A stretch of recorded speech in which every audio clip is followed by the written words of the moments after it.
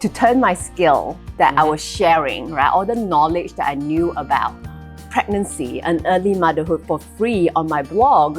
Now I just help people who really need it. We do the kind of like market validation first. We try to find who is our target audience, really talk to them first, build up that demand for it, and then you launch to that.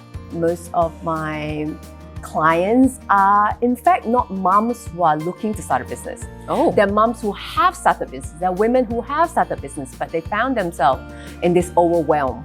Actually, being an entrepreneur is not necessarily meaning that you work more, because my idea would be, the more you want to make, the more you want to work. But it sounds to me that you have actually cut down the number of hours you work. You're a business owner, so stop acting like an employee in your business. Right. Think about how do you build systems so that someone else can do the work for you. I see. Or these days, how can you get AI to do the work for you? And lead gen is, I guess, the most time that I'm spending on is content, where we get traffic into our leads. But once they become a leads, again, they're being nurtured automatically up to a point. Anyone can start a business right now. It's more how do you market your business? And how you differentiate, because there's so many noise out there. Exactly. Yeah.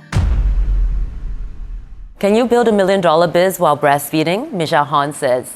Welcome back to the podcast where we spill the tea, not the milk, unless you're multitasking, in which case I salute you. I'm Dr. Chai Ling, and today's episode is cheekily titled, Can you build $1 million biz while breastfeeding? Spoiler alert, Michelle Hon says yes. She's a powerhouse entrepreneur, mom of 3, and the founder of the Chill Momboss. And she's built multiple 6-figure businesses all from home, while raising babies, writing books, and somehow not combusting. We are diving into lead-generating systems that actually work, real talk on mom guilt, why hustle culture is toxic, and how Michelle scaled her empire while still finding time to be herself.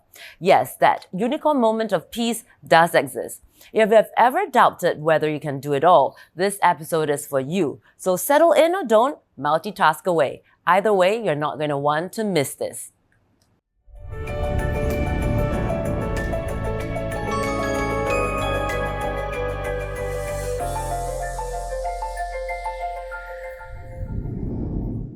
So, Michelle, welcome to the show.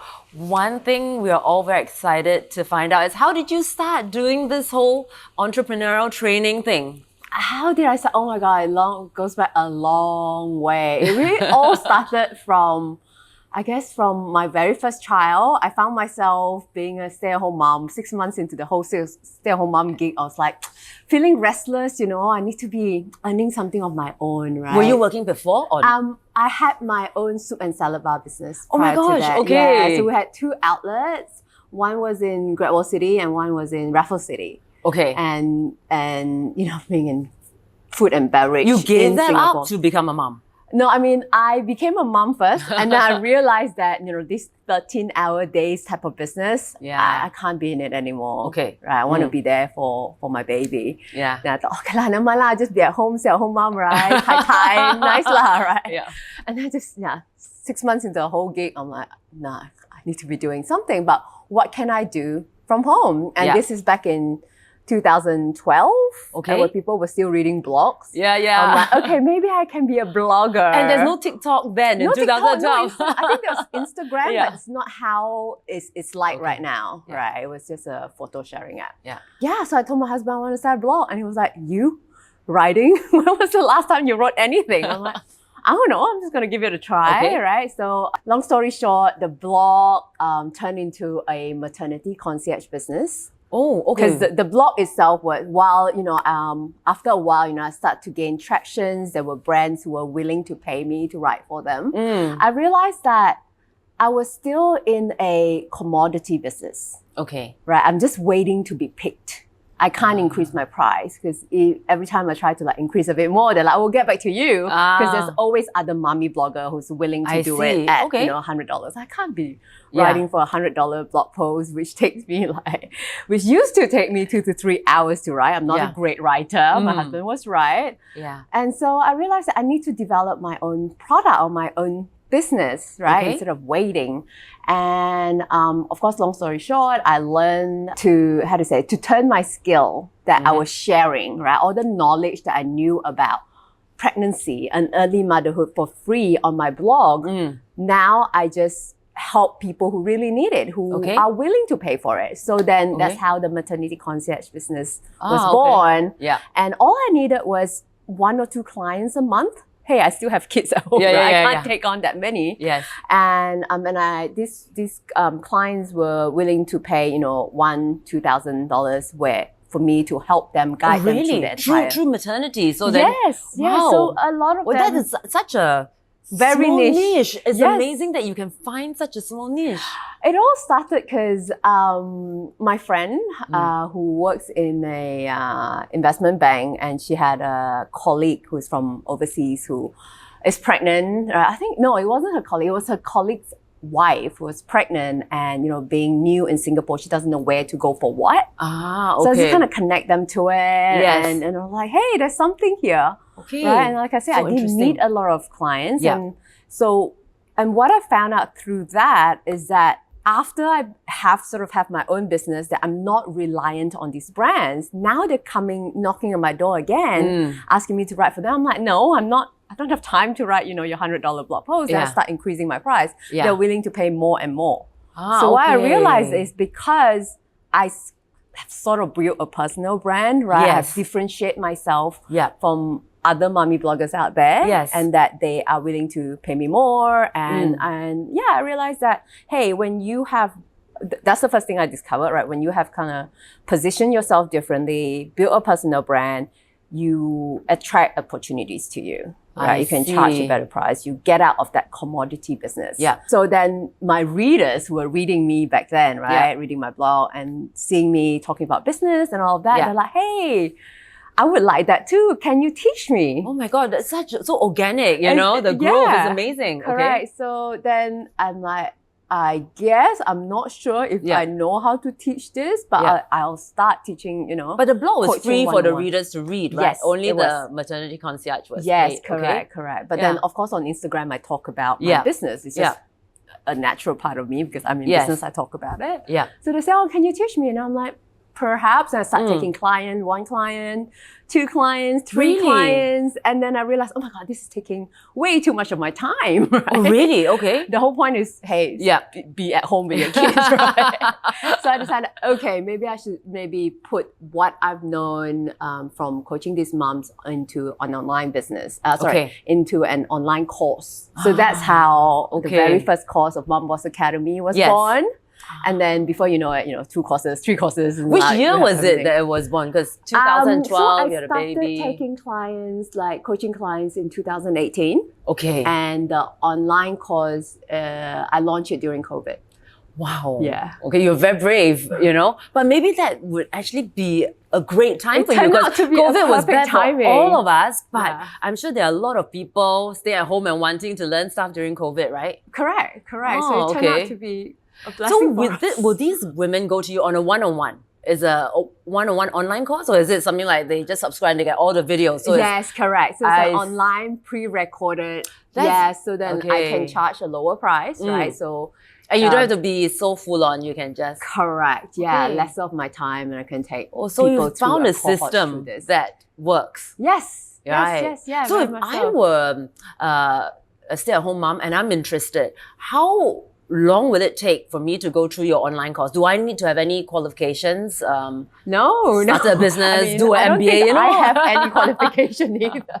Because a lot of women, the barrier is that they think that to start a business, you need an MBA or you need some sort of financial background and I mean, I'm glad you brought that up. I mean, back in the days, right? You need to start a business. People think about, you need a huge capital. Yes. And I get asked this question, so how long should I have in reserve before I can see some money start coming in? But then the thing with online business is that how I teach people, at least, is don't go and buy a whole bunch of inventory and put it in your back room and try to sell it, right? Yes.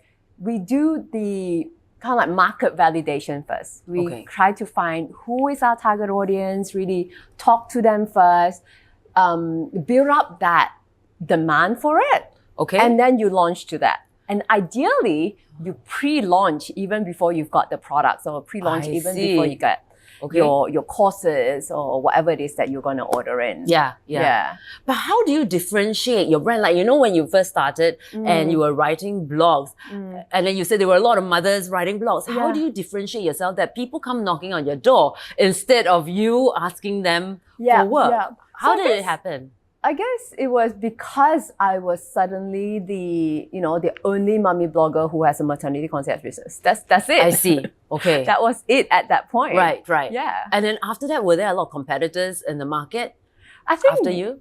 Well, I mean, all the more now, right? All the mommy influencers and whoever. But I think each of us, if you know how to position yourself differently, each of us have different topic that you kind of talked about, then that's the domain that you own in a way, isn't it? Right. So I think in today's world, especially, how to stand out or how to carve, a niche for yourself is to really stake a claim in a certain topic, in a certain thing that you feel like you're most passionate to talk about. So you still have to be passionate about that thing and not think of money. Back in the days, in order to become wealthy, right, you need to own a piece of land. Yes. Right? Yes. And maybe hire people to farm your land or whatever, or build a factory and get people to work for you. But these days, I mean, land are scarce, there's no more land for me to go and stake. This is mine. Yes. So the only thing that you can stake is all these mini niches. I see. Okay. Right? All this expertise, whatever you're passionate about, just talk about it. And I guess, finding that who is your target audience, who do you connect with, who do you want to help with the most, and what sort of messaging that would align with. So for me, initially, it was very much pregnancy, early motherhood. If you want to enjoy your pregnancy, if you want to be the chill mom, right? That was the name, right? Back then, since the blog, the chill mom. You want to be a chill mom and enjoy your pregnancy and your early motherhood. That's my angle. Out of all of these mothers, you have tiger mom, blah, mom, I'm the chill mom, right? I like it the best. So then it kind of have evolved from there, obviously, right? So today is about women having it all, not having to choose between either your family or career, and that you can have both. Yes. And slowly now I find that most of my clients are in fact not moms who are looking to start a business. They're moms who have started business. They're women who have started business, but they found themselves in this overwhelm. They're doing it all and they're stagnant. They can't grow anymore. So now it's more like, how do you grow a business without the overwhelm, with the right system for your business? I see. So I guess as you evolve and you see who you want to serve, that message kind of evolves. That's interesting, because you mentioned that when you own your salad business, you're working something like 13 hours a day. Yes. And then after that, when you had your kid, you actually wanted to work less. So actually being an entrepreneur is not necessarily meaning that you work more, because my idea would be, the more you want to make, the more you want to work. But it sounds to me that you have actually cut down the number of hours you work. So is that what the moms are looking for when they go on your courses? These days, yes, And is this whole 9 to 5 or 9 to 9 concept, is that outdated? I think if you are in a job, you have no choice, because what you're literally trading your time for money. Right? But when you become a business owner, I think one of the things that we need to start, a belief that you need to start, putting away, is that you no longer have to work hard for what you earn. Because you're not an employee anymore. You're a business owner. So stop acting like an employee in your business. Right. Think about, how do you build systems so that someone else can do the work for you? I see. Or these days, how can you get AI to do the work for you? And of course, there are things that is vital that us, the founder, has to do. But there are many things that we think, is all on us. Can be delegated. So it's about working smart and not working harder. Because the old way of thinking is, the more hours you spend at your job, the better you're going to be. Correct. I think things have really changed, like you said. I mean, with all this AI and everything. So how much do you rely on AI, or teach your clients to rely on AI in building a business? So in a business, there are multiple parts of the business, are multiple systems that you need to set up. So where I focus more on, or rather teaching people where to focus more on, is that lead gen and sales system.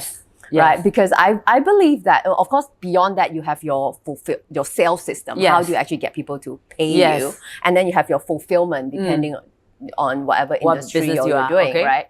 So those are kind of like outside of my control. Yeah, more your specific business thing. Yours is the beginning part. Because how to build a brand. Exactly. Yeah. Because once you have unlimited number of leads coming in, all of your other problems are solved. Exactly. Right? It all comes from, do you have enough leads? Okay. So what I do in terms of automation for leads is, how I get leads. I get on podcasts like this. I share on my social media, right? Different messaging, and I'm always driving people to a landing page where it captures the person contact details. And then we let our automated email that I've written like years ago to be dripped to them. I see. So it gets them to a point where they're kind of nurtured automatically without me being there selling myself and telling how great I am.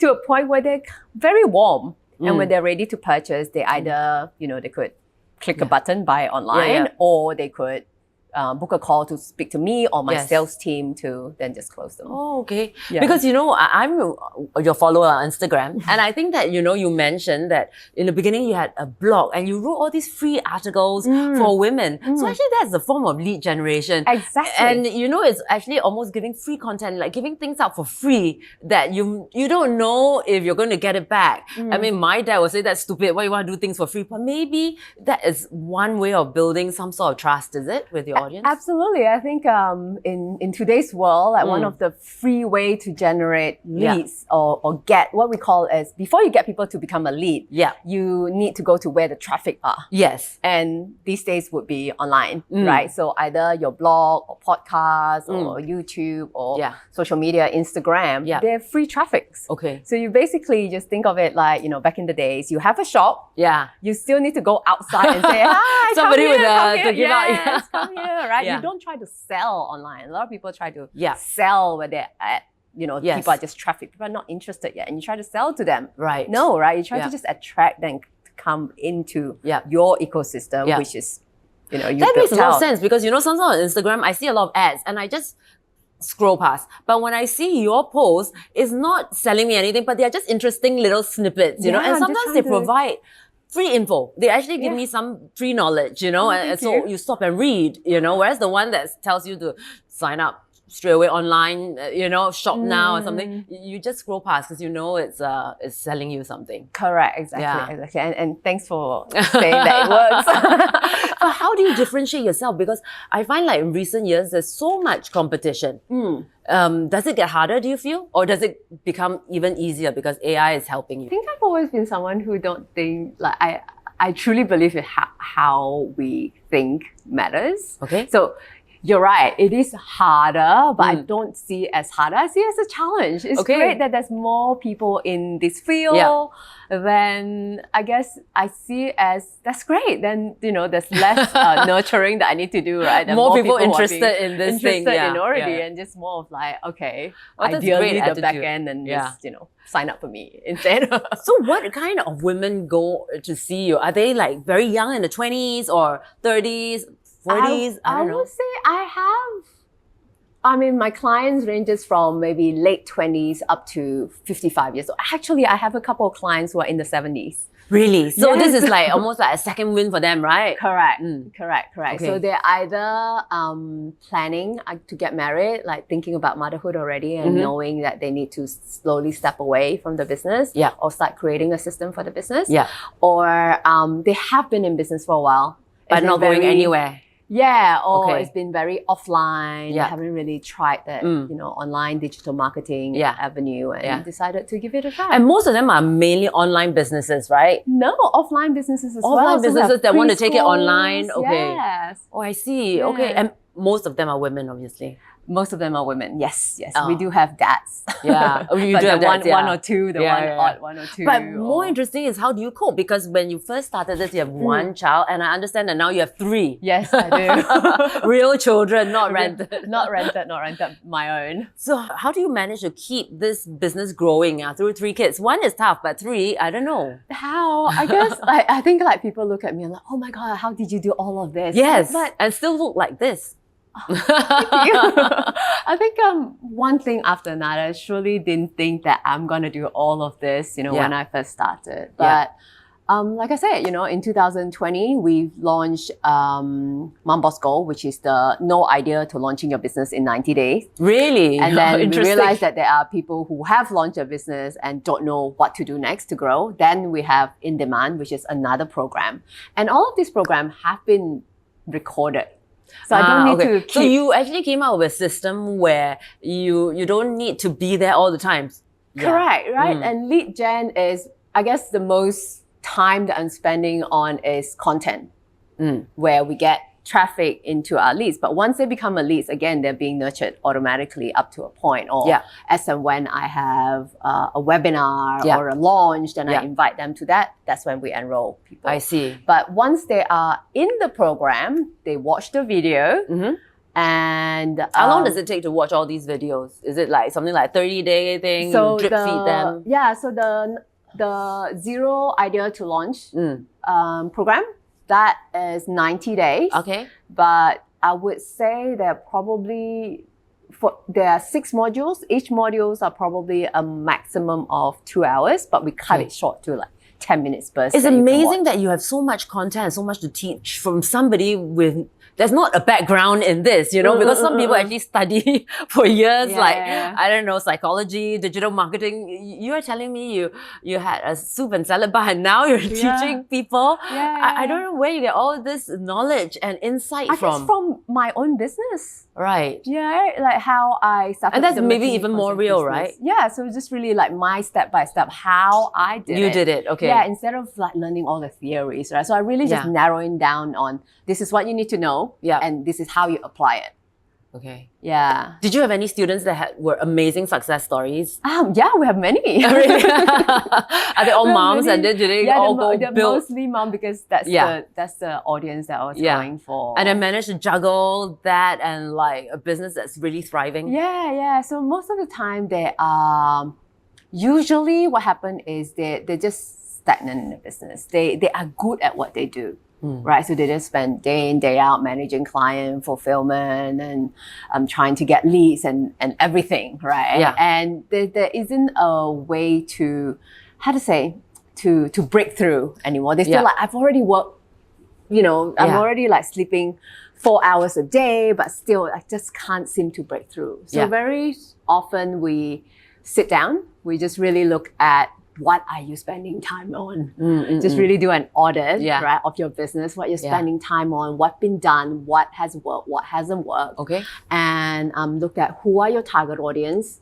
Can we possibly come up with another offer that takes less of your time in terms of fulfillment? Right. So you actually look at their businesses and give them solutions? Yes. Wow, okay. Yes, yeah.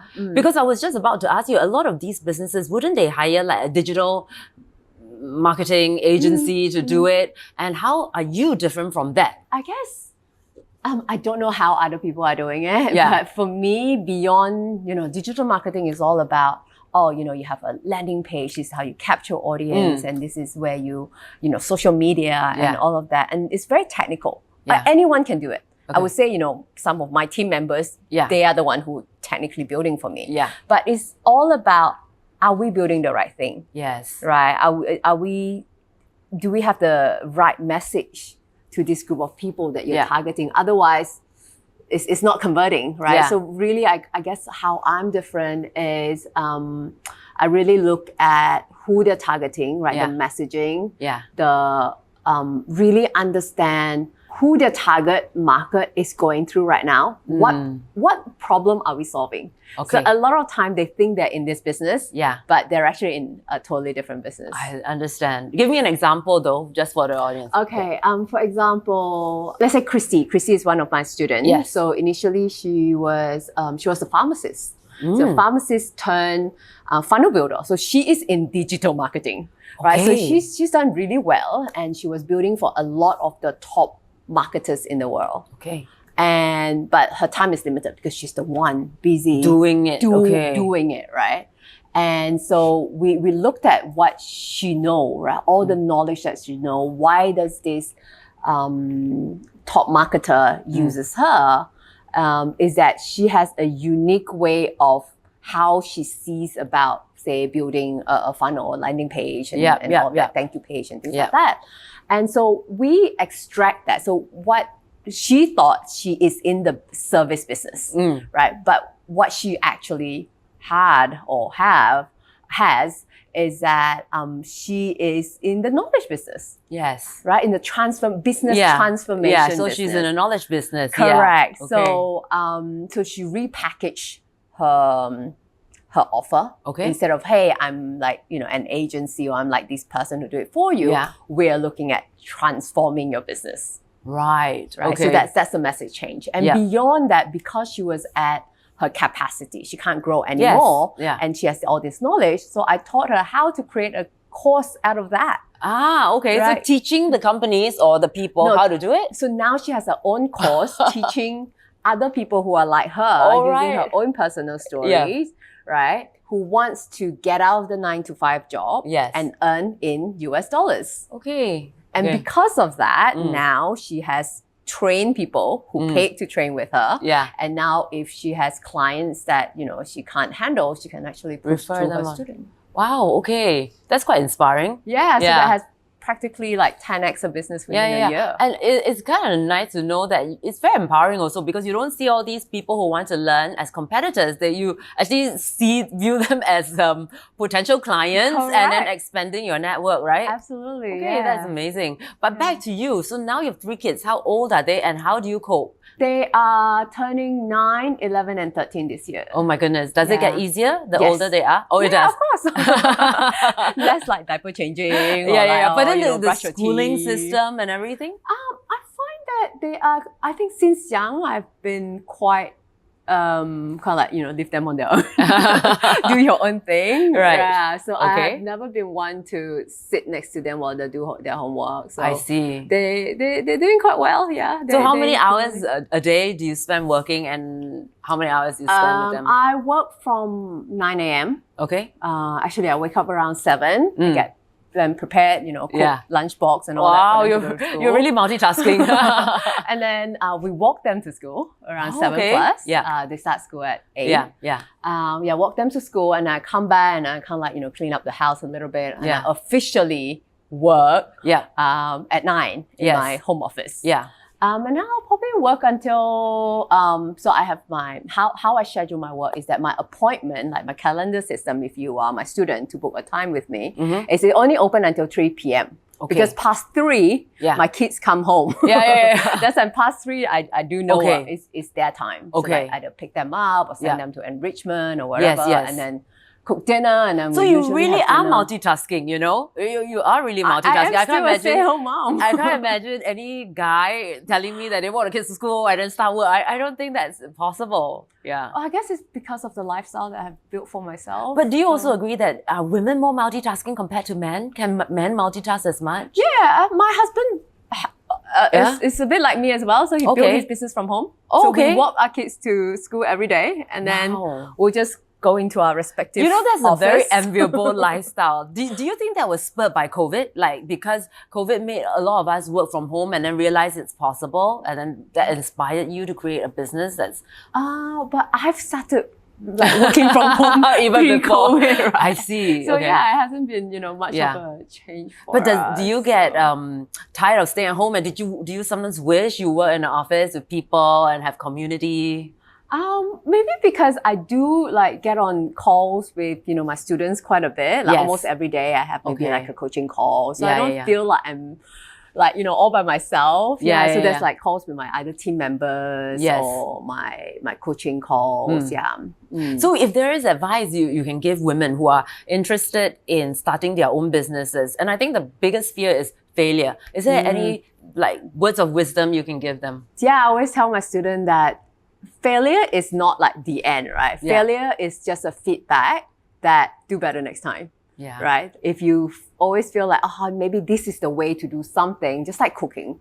You try it, it didn't work, then you're like, okay, next try time for don't 20 do years. that, right? It hasn't worked. No, I'm sure you have learned better way, and at least this way doesn't work. I won't go there anymore. Many hundreds of ways that correct, rather work, than being like, just fear of doing something and you'll still never learn. You'll still be where you are. And I think for me is perhaps because my mom passed away really young. Okay. Like when I was really young, she was 35. Wow, that's really young. Away. Okay. I was 13. And maybe because of her short life, I've learned that, hey, life is short, right? Life is short, right? What's failure? What's failure, yeah. Correct. So I think I think once you face death, you realize that it's okay. Failure is okay. Correct. Like there's nothing worse than that. And I don't want to go to, grave or perfect, no failure. Yeah. Right? I want to be better. I want to have tried everything. I want scars. I want everything. Well, that's such a great attitude, actually. Yeah. So because, I was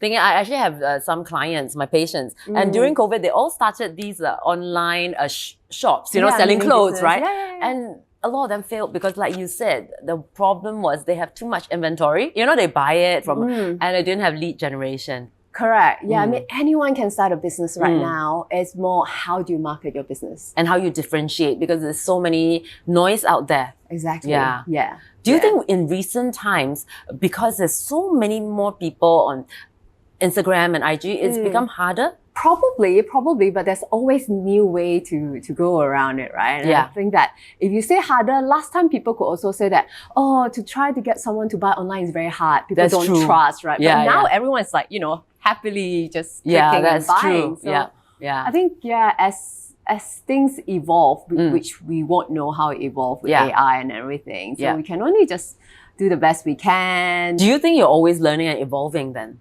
Definitely, yeah. Right. I'm not one to always like, hey, I think I'm good and just stay here. And then I think my team like literally hates me. Every time things are like, fine and dandy, I'm always like, okay, let's switch things up. Let's do this, let's try But that's the only way to grow, right? Because even with social media, which ones do you think are vital? Last time I used to be on Facebook, but now my daughter says, nobody's on Facebook anymore.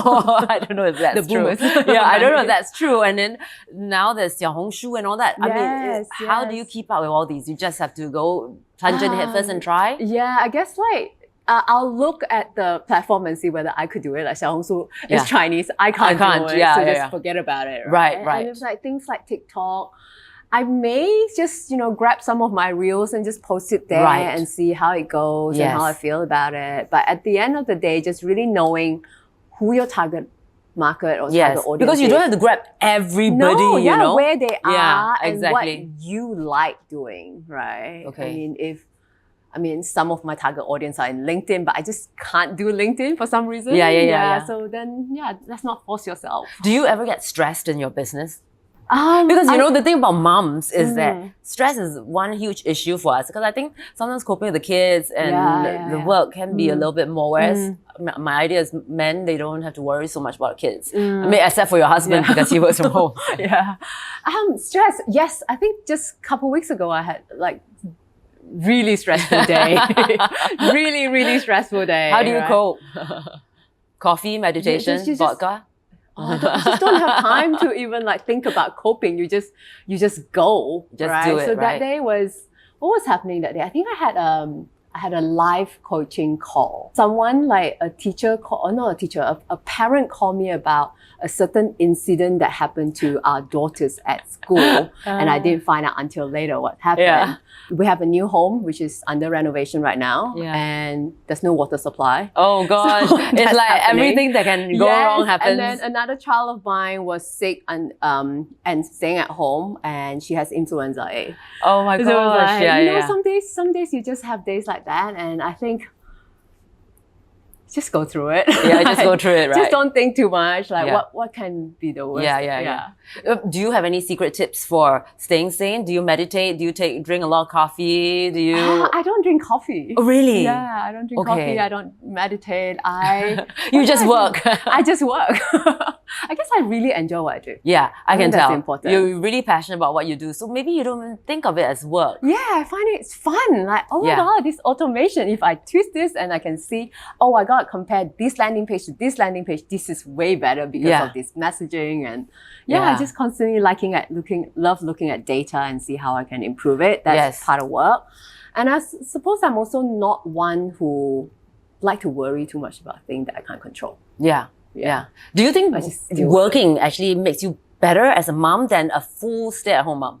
Yeah, I think my kids would like me working than because you know some moms I speak to my patients and they have real guilt about working. You know. I don't know. I think my kids will find me really annoying if I'm a stay-at-home mom. I'll be like constantly at the back, right? Like, have you done this? Have you done this? Right? But you know, some moms, they really like being a tiger mom, and when you're working, you are not going to be as tiger as you like. You know, you have other parts, right? So I guess. Yeah, because every time, either I'm really busy, I'm just like, leave them to it. And have you done your homework? Yeah, okay. And they've grown up fine. That's the most important thing. They're fine. And I think that it's important for us to see us mom living for ourselves and doing things that make us happy. Yes. So that they don't grow up and live for someone else, right? Because you mentioned you have daughters and they're going to look at you and you're going to inspire them. So, exactly. That's exactly why I'm doing what I do. I don't want them to get to a stage where they were in my position and having to choose my business or the baby. And I actually chose the baby. Yeah. I mean, you mentioned your mom passed away when you were 13, but did she inspire you in some way to be the mother you are today? I guess so. I guess like since young, being was she a mom. Working mom? No, she wasn't. She was a dedicated stay-at-home mom who used to tell me, the world is your oyster. It can be anything you want to be. That's inspiring. Yeah. But yet, she wasn't living that life, right? She was not in a great marriage, but she was waiting. She was just waiting for a few more years, perhaps for us to grow up, and then she can have a life. But, that didn't come for her, So that explains why you don't want to wait. Yours is like, why wait, right? Because you really don't know what will happen the next day. We don't. Yeah. And you're right. A lot of women, when they are mothers, they actually have this waiting attitude. Like when the kids are older, when I'm then I will do this. Correct. When after I have my third kid, then I will do something to make myself beautiful. But when I look at you, throughout the 3 kids, you are the chill mom. So you definitely didn't wait. And when I needed to, I take time out to go for my lasers appointment, to really spend time. But a lot of mothers, they always say, no, I'll save it for the next time. But you never know if the next time will come, When is the next time, right? Yeah. And why should you wait for anything? Yeah. And like I said, our kids watch us. They don't just listen to us, they watch us, what we do. Yeah. And that's how they learn, right? Because I also saw recently you went on a fabulous holiday with all your friends. With my girlfriends, I'm like, ciao. And I was already following you online. And I was like, wait, this woman who says she's a mother doesn't know my mother. She says she's teaching us entrepreneurship. And she's on holiday right now, like on a long trip. How is she putting it all together? So you really don't actually, you have this embrace life attitude. I like to think so. Yeah, I think that's bode you well. But if there is some words of wisdom you can give to our listeners, what will it be for all the mothers out there that want to be like you? Don't look at someone online and say, I wish to be that person. I think it's so easy. A lot of us do that. So easy to look at someone and say, I wish I can be that. And then you look at someone else, I wish I can be that, right? Or sometimes it's our environment, like we look at our friends who's doing well, I want to be like that, or our husband is telling us that we need to be a certain way. I mean, what really lights you up? What really makes you happy? And if being there for your kid, waiting, and you feel like that's really your life purpose, then who to say that you're living a wrong life or wasted life? Right? I think just do what right for you, and sometimes it takes time to look inside yourself and And yeah, listen find your to own yourself. passion, right? Find your own passion. Yeah. If your passion is to... or lack of passion, who cares? Yeah, who cares, right? Who Just cares? live your life with some authenticity. Yes, That's very brave. So thank you very much, Michelle. Thank you. And that's a wrap on Can You Build a $1 Million Biz While Breastfeeding? Michelle Hon says yes. If you're not feeling simultaneously inspired, seen, and slightly called out, rewind and listen again. Huge thanks to Michelle for showing us that motherhood and ambition don't cancel each other out. They'll fuel each other. If you loved what you heard, tap that subscribe button, leave us a glowing review, and share this with the multitasking mom in your life who is one good system away from her breakthrough. Until next time, keep your lashes long, your coffee strong, and your dreams even stronger. This is Dr. Chai Ling signing off. Stay stylish, stay savage, and stay chill.